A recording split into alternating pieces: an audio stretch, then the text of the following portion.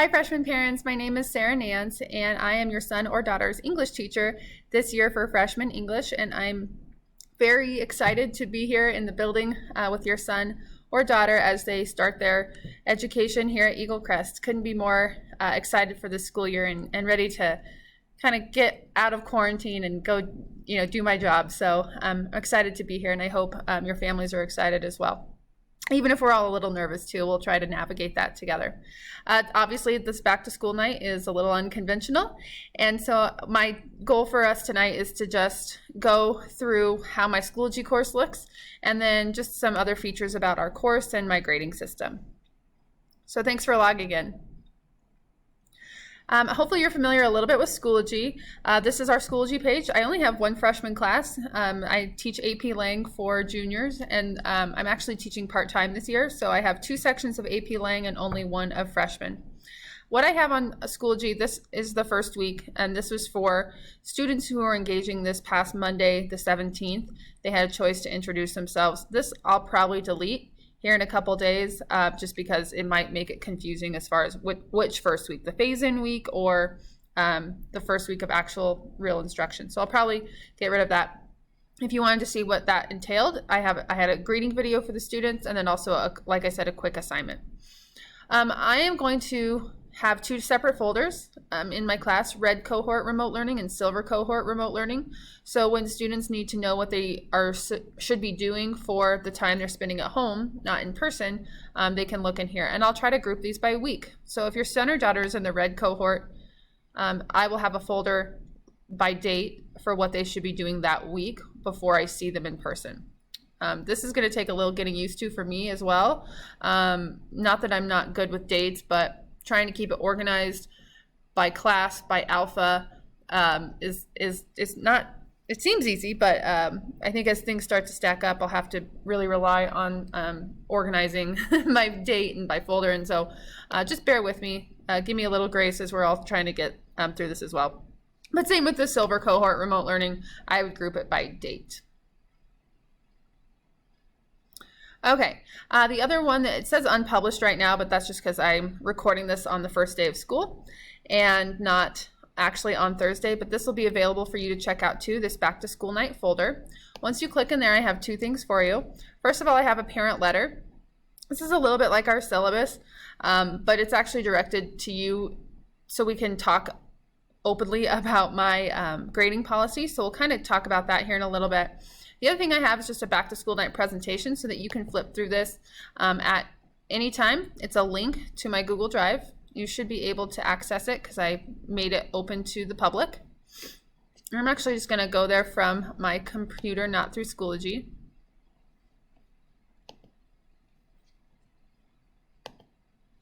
And I will start to present it.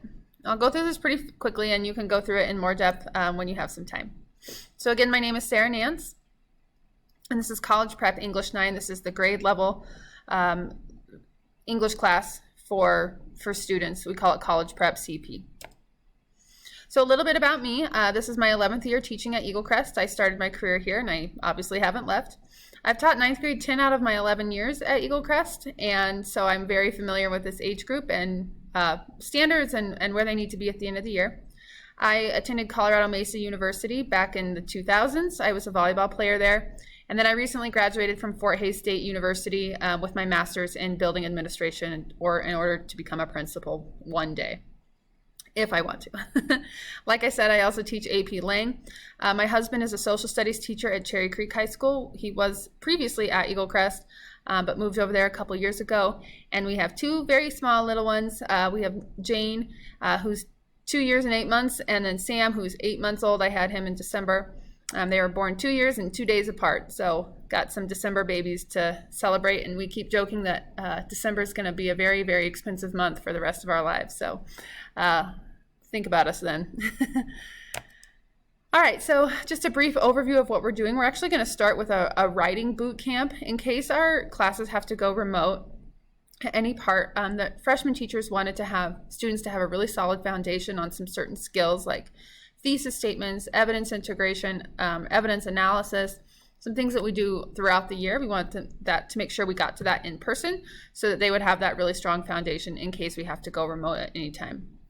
As we move forward, we'll go into the play Fences by African-American playwright August Wilson, and a quick rundown of that story. And we'll watch the movie with Denzel Washington and Viola Davis. It's wonderful.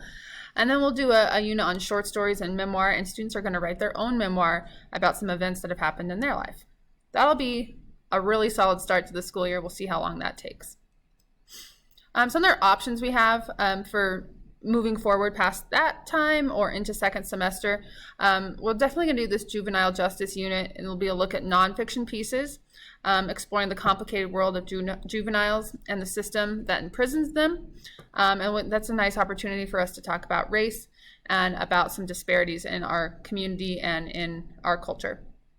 We will read Persepolis, which is a graphic novel about the Iranian Revolution in the 1980s.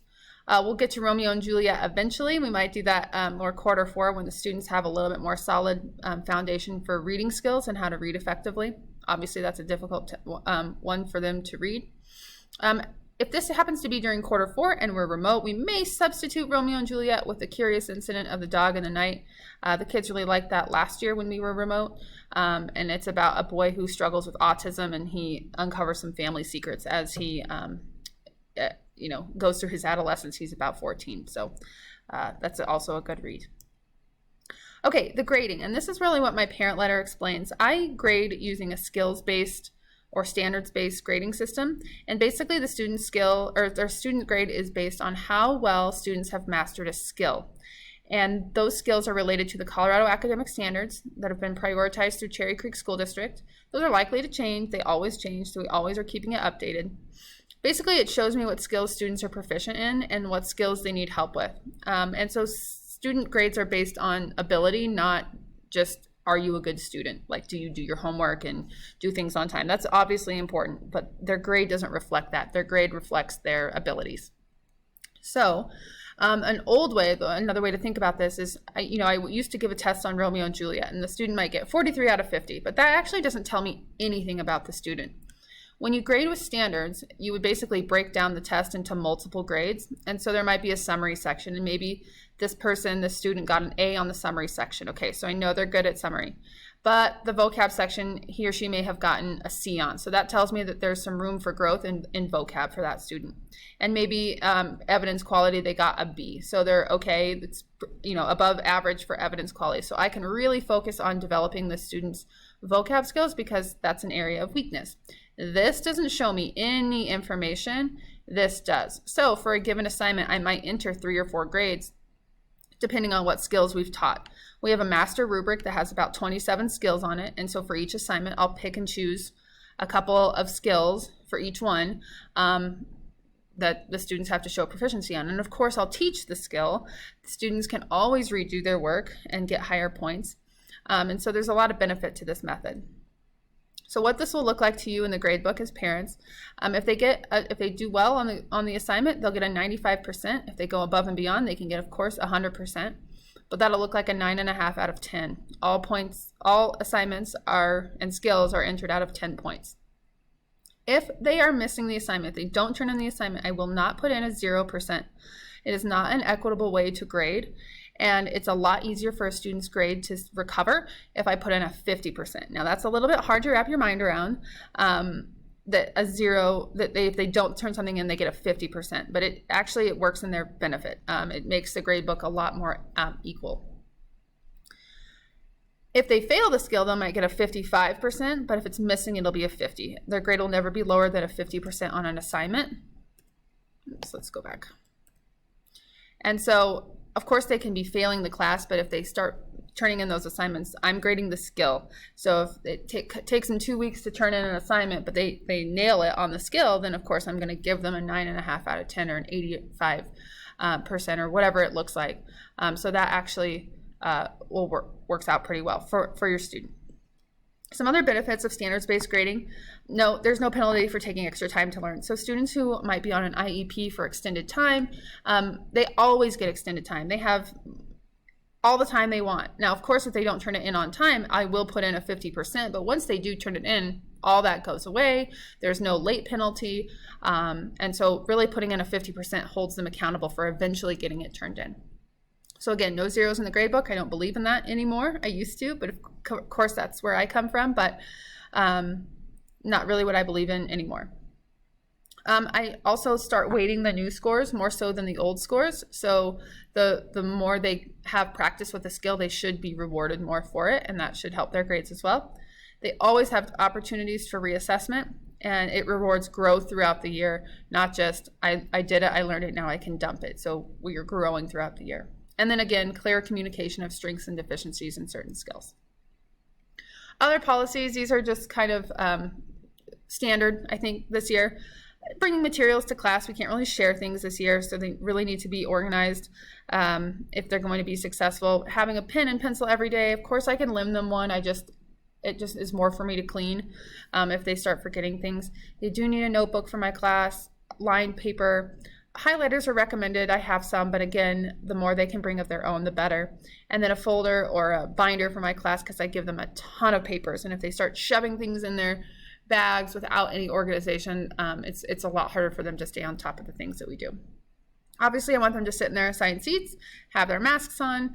I don't have my mask on currently because I'm alone in my classroom, but I will be as I teach, and just being mindful of distance. I can't stress enough that the 94 minutes that I see them in class is critical. It's crucial for their success. So I hope, and I really want them to have positive attendance for when they're in class. I want to see them, even if it's only for once a week, unless of course they're sick, and then of course it's time to stay home. Students who are enrolled in Raptor Academy means if they're failing my class or they have a D, they might be pulled during their Raptor Academy time in person by peer tutors to help them work on assignments for my class. The tutoring center in the English department where they'd be pulled to has access to all my assignments and will work with students to get their grades up. Okay, that is all I have for you. You can look through this a little bit more carefully on the Back to School Night folder that I have linked in Schoology, and the parent letter definitely goes over in depth my standards-based grading policy with a lot more language to it, should you be bored and want to read more about it. So thank you so much for logging in tonight and going through my course. I'm looking forward to a really positive school year and meeting you in person when we're able to, if able to, and if not, we can connect virtually for parent-teacher conferences. Let's have a great year. Thanks.